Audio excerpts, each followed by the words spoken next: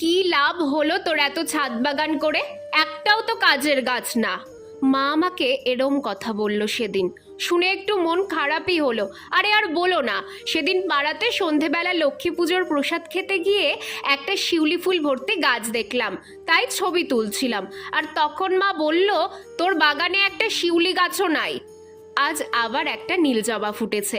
বোনকে সেটাই দেখাতে দেখাতে বলছিলাম, পাড়াতে এত ঘুরে বেড়াস, চারিদিকে কত শিউলি গাছ, আর বাড়িতে একটা শিউলি গাছ লাগাতে পারিসনি?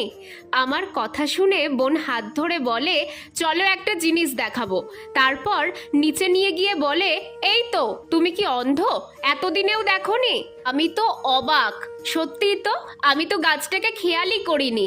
আমার বোনও দেখছি আমার মতোই গাছ পোকা হয়ে উঠছে ধীরে ধীরে। এবছর ফুল না ধরলেও সামনের বছর আমাদের বাড়িতেও শিউলি ফুল ফুটবে, তাই দারুণ আনন্দ হচ্ছে।